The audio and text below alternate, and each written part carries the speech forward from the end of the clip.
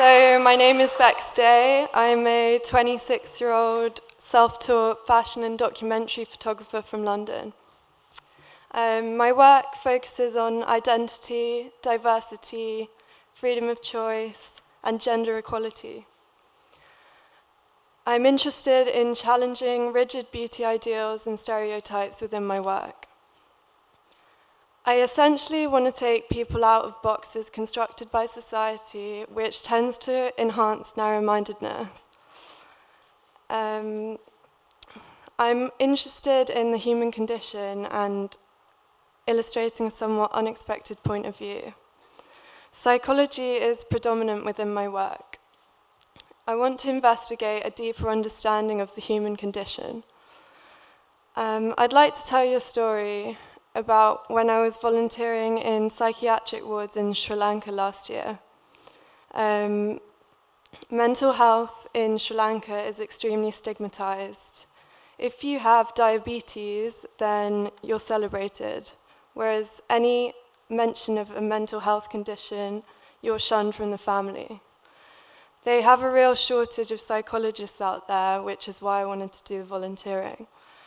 Unfortunately, sexual assault is also a really big issue there, and a lot of girls on the volunteering were actually assaulted, including one of my friends who went away with me on the weekend, and then on the way back, we were going back to our homestay, and she was assaulted on the train.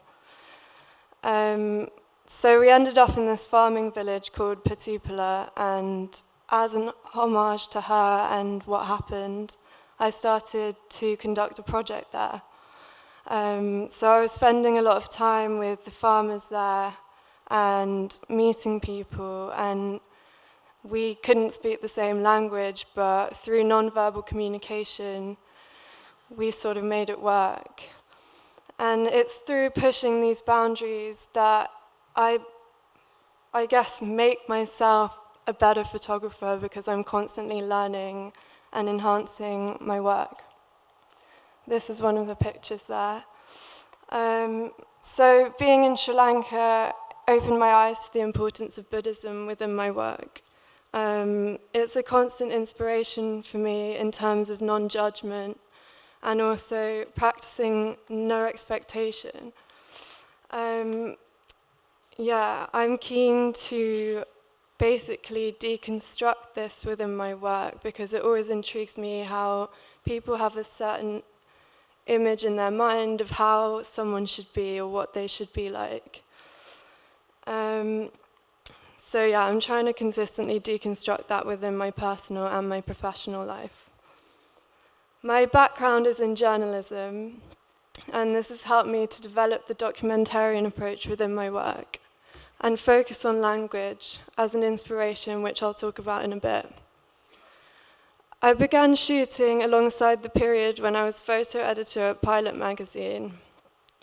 Editing other people's work was also helpful, but also it laid the foundation for my work as a photographer, as Pilot is an all-analog publication with no beauty retouching.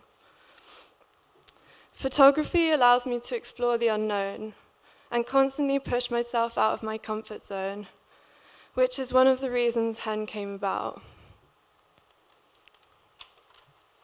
So Hen is about the older transgender and non-binary communities in the UK. Everyone's over 40 years old, and it came about as a reaction to the lack of older people featured in the media.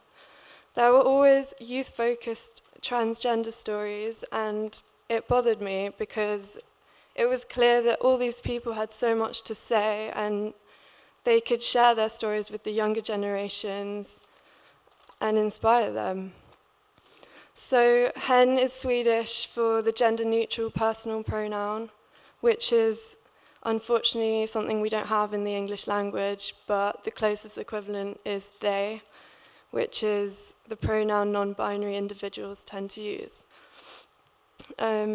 So alongside reading feminist literature, I became interested in binary and phallogocentric language. For those of you who don't know, phallogocentric language is male-dominated language. So how we say, for example, mankind instead of humankind. So through this, it sparked an interest in the transgender communities, and that's how HEN began. So growing up, I was never encouraged to play with Barbies or to like the colour pink, and looking back now, I think this is a really healthy approach to bringing up children, because there's nothing worse than enforcing binaries of what male and female should be, and I think it's just being outdated now. So yeah, when finding people for HEN, I began on Craigslist, and my first reply was from Jan, who I met in Walthamstow, and we hung out a few times, and she enlightened me about another website, because the only responses I was getting were people asking me for my dirty knickers. So she allowed me and the project to progress, and at the beginning it was difficult because you're just a voice on the internet and it's hard to gain the trust of these communities. So through persistence and constant posting, it began to grow. And through friends of friends and word of mouth, I was able to shoot more and more people for HEN. So yeah, there's 30 different subjects photographed over 3 years.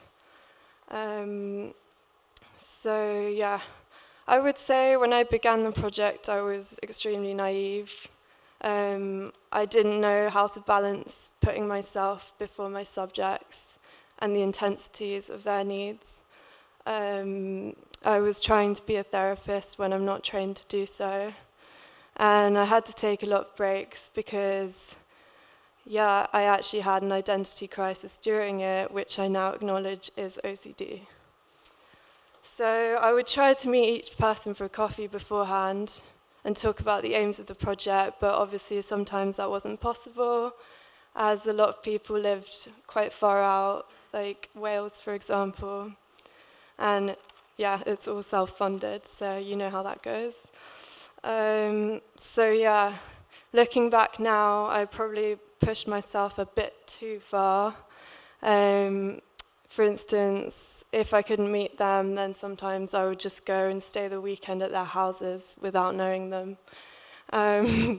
But it was always fine in the end, and the trust was always reciprocated. So yeah, it was really eye-opening to hear about the difficulties they faced, because it's often censored in the media. For example, one of my subjects based in London, she told me she used to dream when she was 5 years old about having a sex change, but she couldn't tell anyone, and there was no option to see a doctor for gender reassignment surgery either. Cindy, who's pictured here, yeah. When we were shooting, she had to run inside because she's not out to her neighbours or her family, and she didn't want them to see her. So yeah, she only dresses part-time. One person told me she used to consistently drop acid in her youth to try and escape the thoughts of being transgender. But she said that when she did trip, she would just see herself over and over as a man and then a woman and then a man and a woman. A couple of months ago, she had gender reassignment surgery at the age of 65, and luckily has a really strong support network around her, particularly her son. Sadly, another of my models was attacked on the street. The attacker demanded to know which gender she belonged to, and in the process tugged down her skirt and touched her genitalia. So for HEN, I wanted it to enhance social change and basically open up a platform of awareness, as this behaviour is usually down to ignorance. If people are educated, then hopefully less of this antisocial behaviour will happen. So Hen was exhibited at the Herrick Gallery in London in April to coincide with Trans Day of Visibility 2019. Alongside the images, I asked each person to write their own bio to give it a more personal feel. Yeah, in terms of press and general responses, I was really thrilled. Like, I received a lot of emails from older trans people, going the wrong way, saying that they felt way less isolated and that it was a really empowering project. It was also featured on Channel 4 News and BBC Breakfast. So we also partnered with Stonewall Housing, who hosted 3 workshops throughout the week, which were about trans wellness and also intergenerational support, so bringing the younger and older transgender individuals together. Alongside the series, I also made a short documentary co-directed with Luke Sullivan to give each person more of a voice, but to also look past the fact that they are transgender and actually focusing on them as people. So I want to show you the trailer, and that's all from me. Thank you.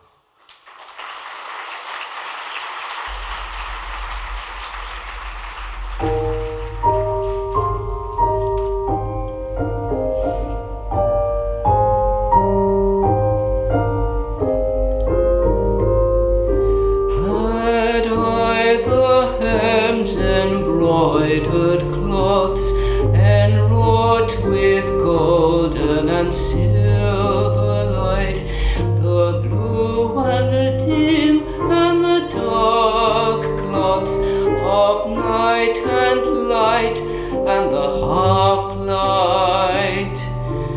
I would spread the cloths under your feet.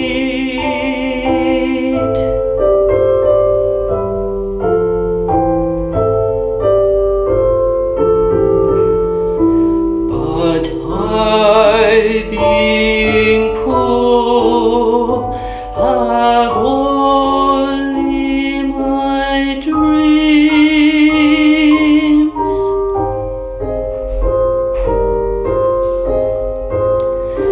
I have spread my dreams under your feet. Tread softly. Tread softly,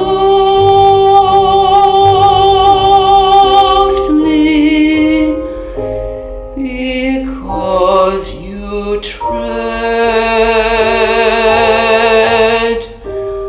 on my dreams.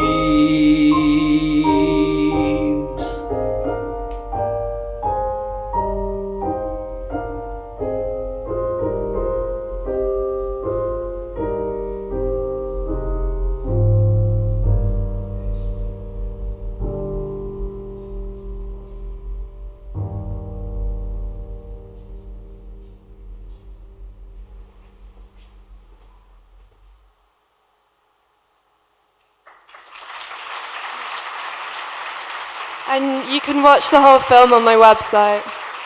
There's my website. Thank you.